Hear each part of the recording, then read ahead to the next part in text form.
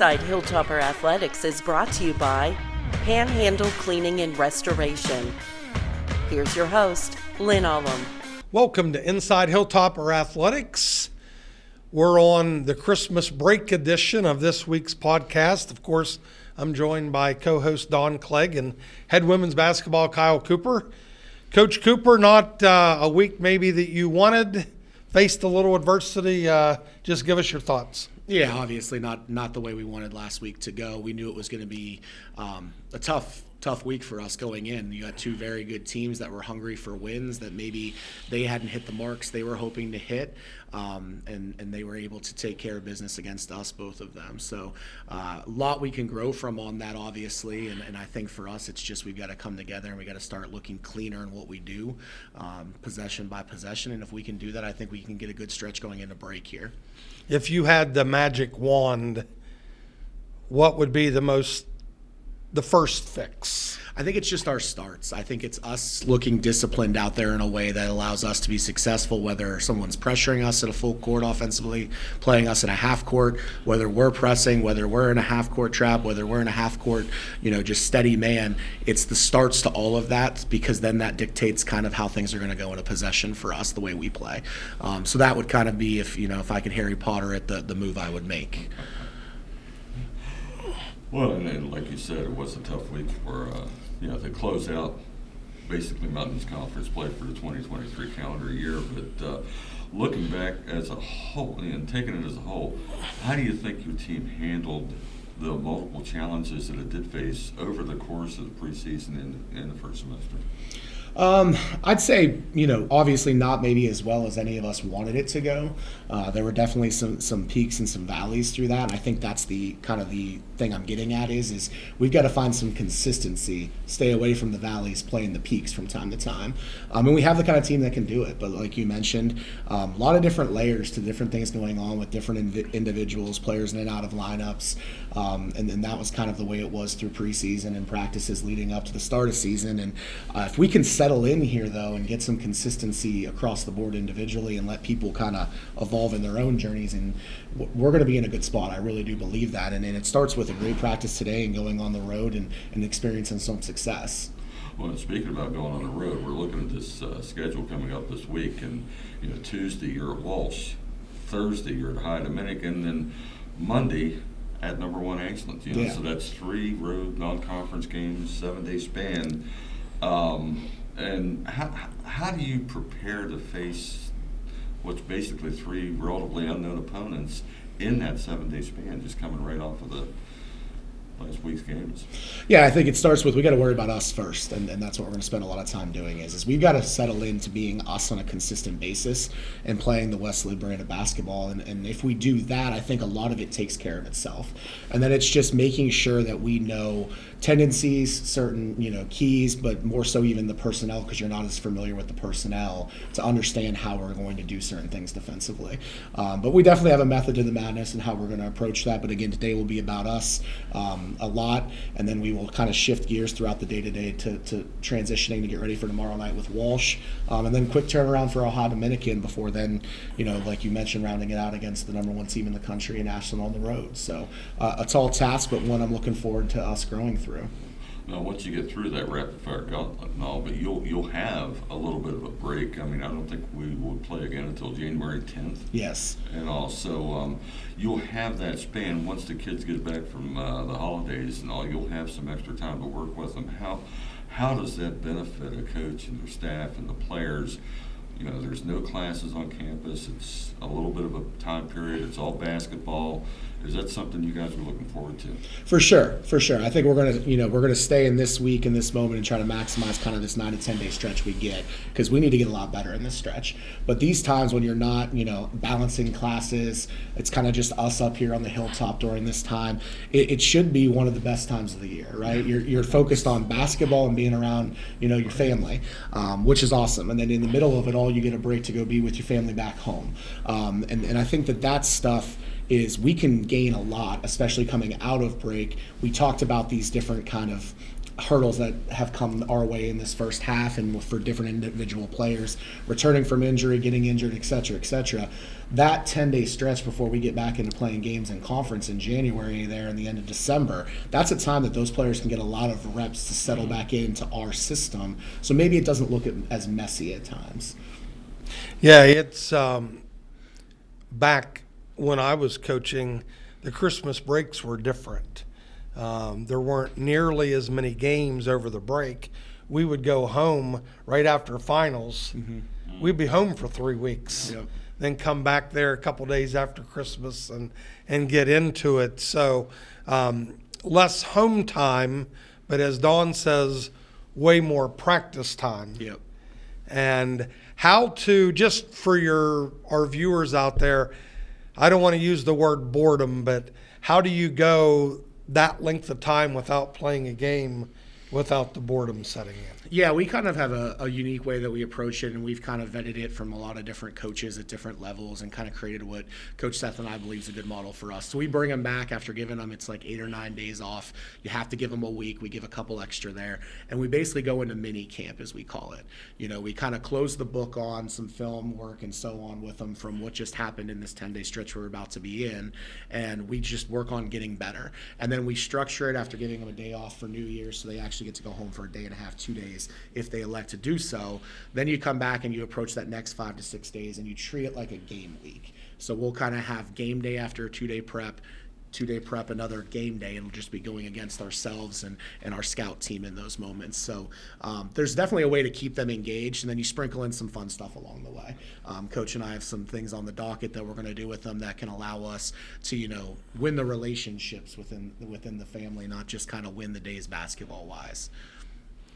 Summing up MEC play, not necessarily in reference to West Liberty in your games, looking at the standings and the results to this point, anything jump out at you, any surprises? No, I mean, I think that what we've seen is kind of the way it was shaking out 2 weeks ago. Fairmont is kind of who we're all chasing right now. They have handled business. You know, they're a top 25 team now. They probably will have a chance of getting into, you know, the top 15, top 20 this week. Undefeated, beating people by about, you know, 12 to 15 points a game on average. So they've kind of taken the reins. And then after that, there's a lot of parity. You've got, you know, 5, 6 teams that are all right there in the mix, starting with Wheeling and Frostburg, who've managed to not stub their toe like a lot of the rest of us have. So I think it's going to be really interesting. You could say there's a lot of parity right now, but we all know how it's going to be in January. January will be a month in a stretch where things will shake out, and, you know, there could be very well some separation there. So it's our job to continue to get ourselves to a place where we can separate on the good end of that. So do you have anything planned with one of my former players? Loved this kid to death, Julie Cessna now, the High Dominican game? Yeah, we're actually hoping to not only get some time with her, but also with Evelyn Woods. Really, really grateful. Julie's been unbelievably supportive of us, and I've enjoyed getting to know her and her family. She's actually going to do a post-game meal for us after the Ohio Dominican game. But that's just another thing that is so special about this place, and it starts with what you built, and we're trying to keep it moving. It's not just the success of winning, it's the success of the relationships. And getting to know some of your favorite, some of your former players has been incredible. Well, enjoy the meal. I mentioned Julie specifically because I thought you had something planned with the meal. Shout out to Evelyn Woods, who is now a head coach. Yeah, and doing really well. So that kid played incredibly hard. And then Renee Farina's up there with that group. They all see each other, and she's coaching. Too. So it's nice to maybe get up in that section of Ohio, and maybe they can come out and watch the Hilltoppers play. Yep. But very grateful for their hopefully support. You buy Inside Hilltopper Athletics personnel great Christmas presents this year. I'm pretty excited about that. But this will be the last one we'll do until we get back into playing there around January 10th or so. But from our group to you, have a great holiday. Let's pick up some wins this week, and we'll get back at this in the second semester. Yep, very grateful for you all. Thank you. That wraps up this segment of Inside Hilltopper Athletics. We'll be back with head men's coach Ben Hallett. Disasters happen. Pick the team that takes care of them all. Powered by offices in Wheeling, Morgantown, and Pittsburgh, Panhandle Cleaning and Restoration is ready to handle any size emergency at a moment's notice. We have the right people, knowledge, and equipment to respond 24 hours a day. I'm Ben Hallett. When disaster strikes your home or business, tell your insurance provider you prefer the restoration company the Hilltoppers call, Panhandle Cleaning and Restoration.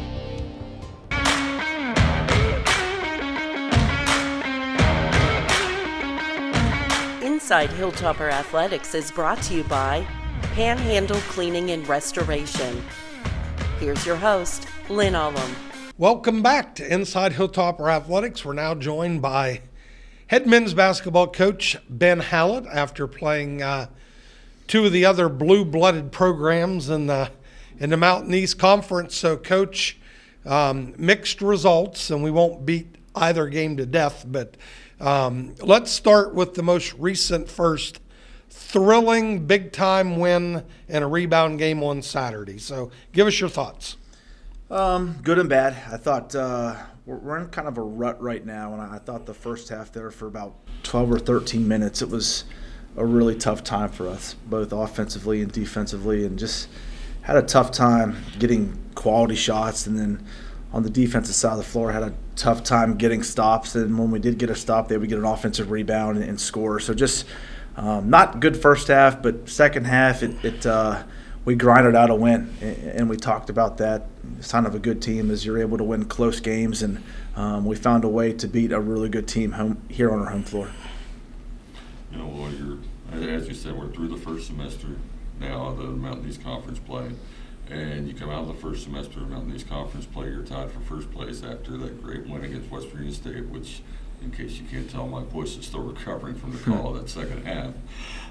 Have you seen enough basketball now in the conference to kind of get a bead on where the conference is this year? Yeah, it's actually better than I anticipated it being. And you know, the Davis and Elkins and the West Virginia States and the Concords, I think those teams are all better than I anticipated them being this year. And you know, luckily we've already got one of those teams out of the way, and Davis and Elkins on the road. But you know, I think it's wide open, and I think there's going to be some teams that get upset here in the second semester. Hopefully not us, but I think it's going to come down to the very end to decide who wins this league.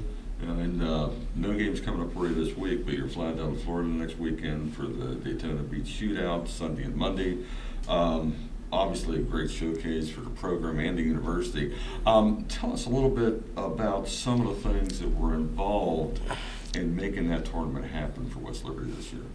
Yeah, so for us, the least favorite part of the job for me is scheduling. Yes. It's not very fun for me. So this is the same company that put on the Las Vegas Shootout that we were in last year. So just kind of stayed in contact with them. We're looking to go back to Vegas for this year, but they were having a rodeo out there at this time. So they moved the tournament to Daytona Beach, and just thought the company did a great job in terms of facility and a hotel and transportation and food and everything that goes into putting on a tournament. I thought the company did a great job, and you know, we told the people running the company that we want to play good teams, and that was the one thing that I told them is, don't put us up against teams that we're probably going to beat by a substantial margin. Put us up against NCAA tournament caliber teams, and they put us up against two really good teams, and we better be ready to go, or we're going to go 0-2 down in Daytona Beach, which is going to make the flight home really bad.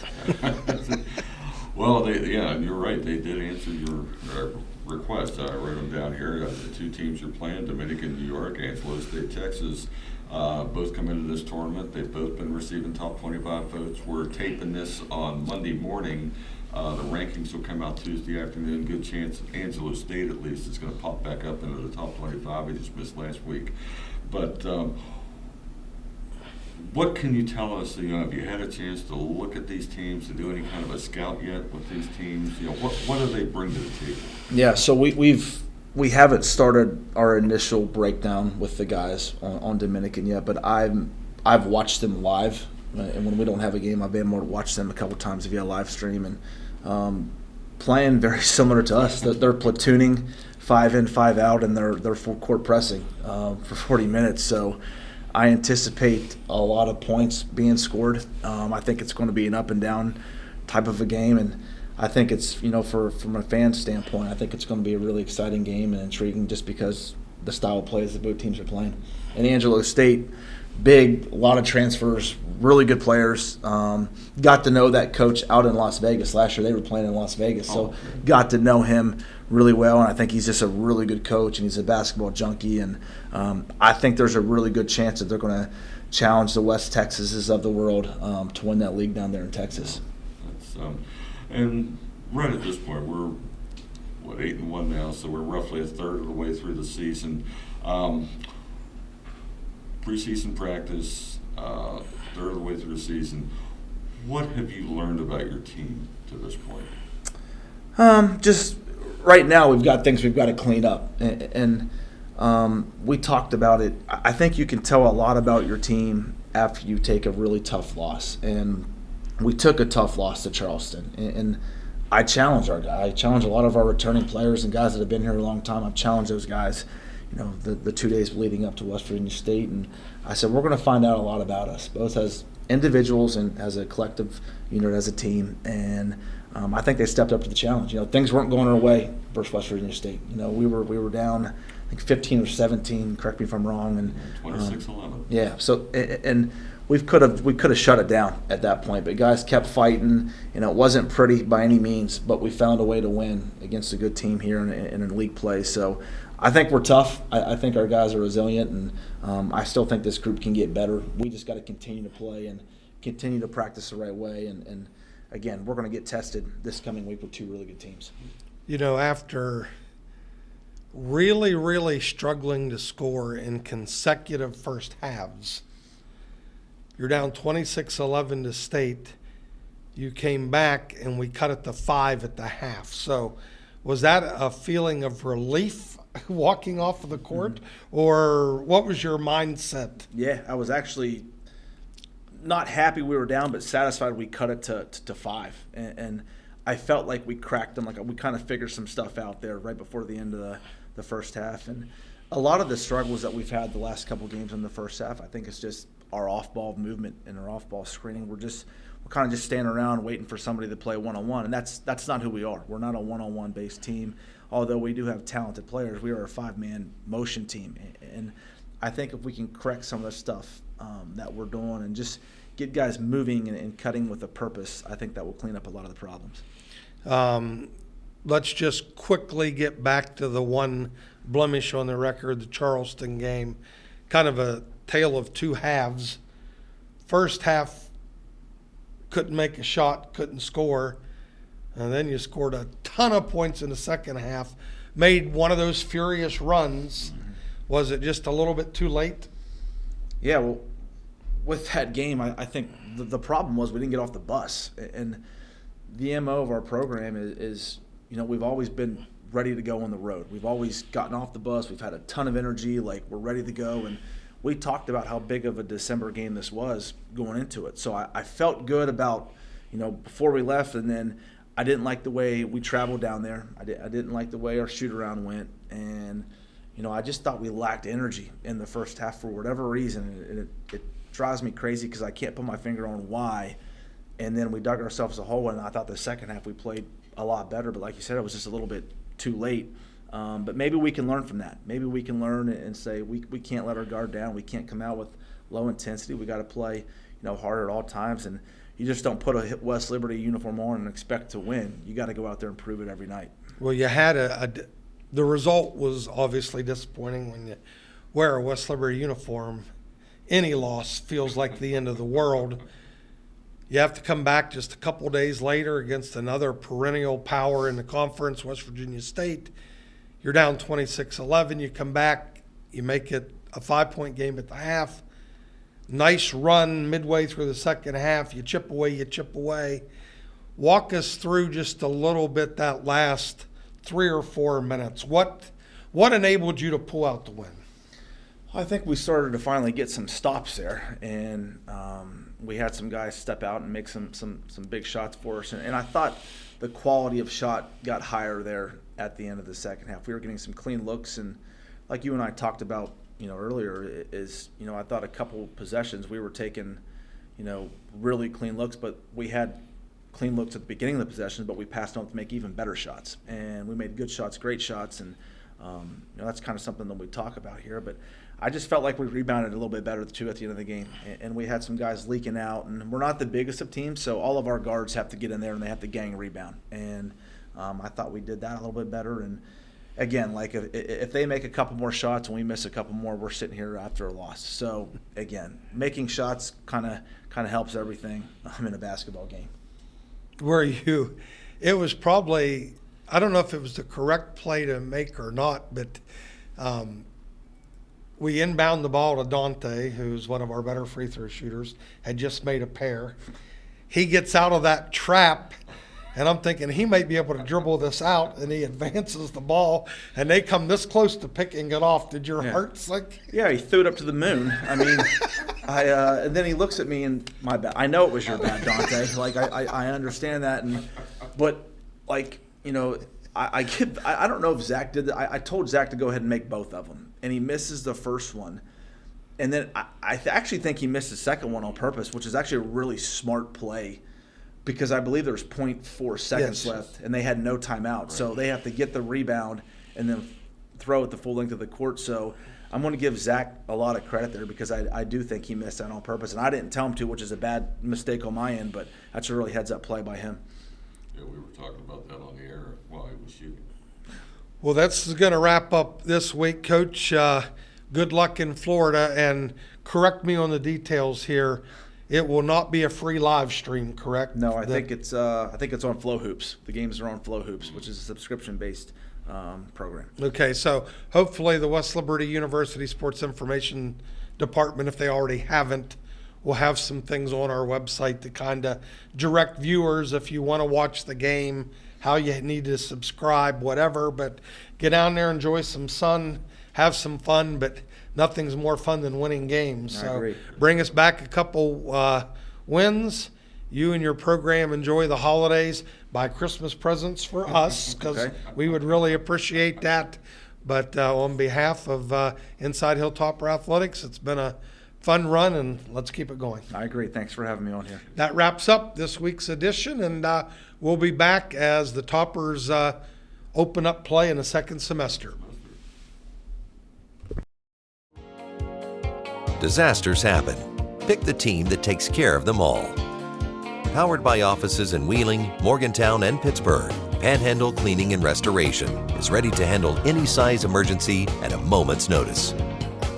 We have the right people, knowledge, and equipment to respond 24 hours a day. I'm Ben Hallett. When disaster strikes your home or business, tell your insurance provider you prefer the restoration company the Hilltoppers call, Panhandle Cleaning and Restoration.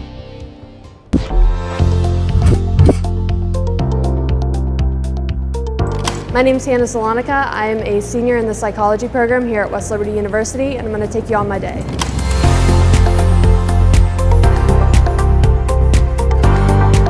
So first today we're going to go into biological psych with Dr. Fletcher. We are going to be doing our Play-Doh activity with the eye. So we're going to create an eye out of Play-Doh, and assignment part 1 will be due the end of the day today. The psychology program here at West Liberty University is really amazing. The courses are set up really in a way that you build a strong foundation before you move on to some upper level classes. Some of those can be like biological psych and clinical psychology. So we really do work on getting those transferable skills before we move on to the more like harder classes. So psychology is really a flexible and applicable major that we can use to do so many different things. You don't even have to stay in the field of psychology. I know a lot of people can use these skills to transfer over into different social work careers, even things like criminal justice. And going to grad school really just opens up those opportunities. For me, I really want to go into school psych, but a lot of people in my cohort like the clinical psychology route, where you really focus on assessments and the therapy setting. And our school here at West Liberty has a grad program where you get your master's in clinical psychology, and when you graduate you get to actually work as a licensed doctoral level psychologist in the state of West Virginia. So today we're heading back into biopsych, where we're actually going to be dissecting cow eyes today. part 2, we're going to walk through most of the questions in class, but then you will still turn in the document online. The nice thing about the cow eye is it's really big, so it's a lot easier to see these different structures. Biopsychology is a very fun and challenging class. It's super interesting, and we're learning a lot about different anatomy, not only with the cow eye, but also with the brain. And we did do a Play-Doh dissection before we moved on to an actual cow eye dissection, so we were able to use those skills on the Play-Doh and then transfer them over to the actual anatomy dissection. And this really connects because there's a lot of malfunctions and different disorders, not only with the eye but also with the brain. So being able to identify those specific parts, we're able to use that to then learn about the different disorders that are affected in those areas.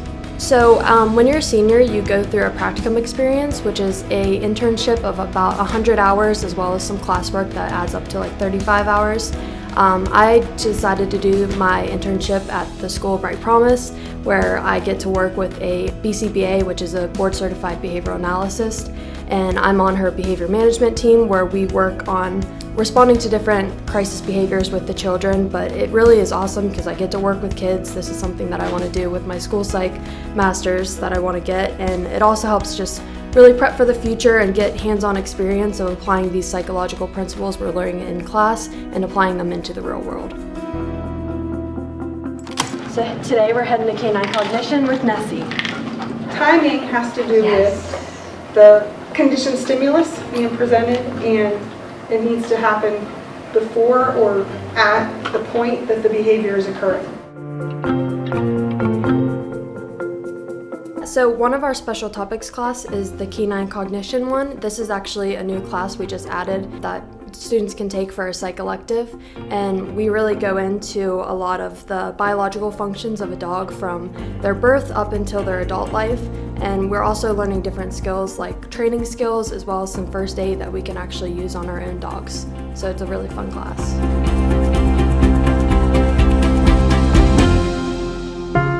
So we're heading into the psychology lounge to do a quick meeting. So the psychology club here is really a place that you and your cohort and other cohorts can kind of come together, and we do different things like study groups. We do some fundraisers like our chocolate rats in the fall, and we also have different trips that we take, like going to the trans lunatic asylum. We did that this year. That was really awesome. And then also we were planning on going to the psychology museum in Akron. Thanks for checking out the program with me. For more information, visit our website.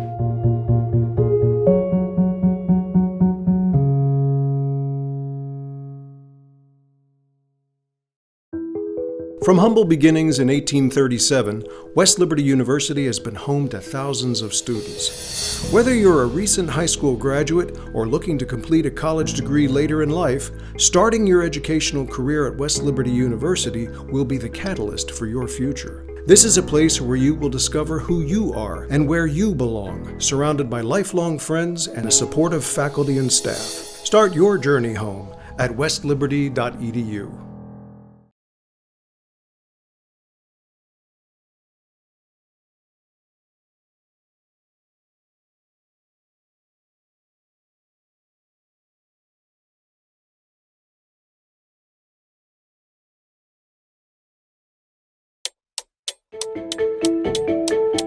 Hi, I'm Jason Ake. I'm a grad student at West Liberty University, and I'm working on the earthworm lab. So we're attempting to study some invasive earthworms here on the campus property.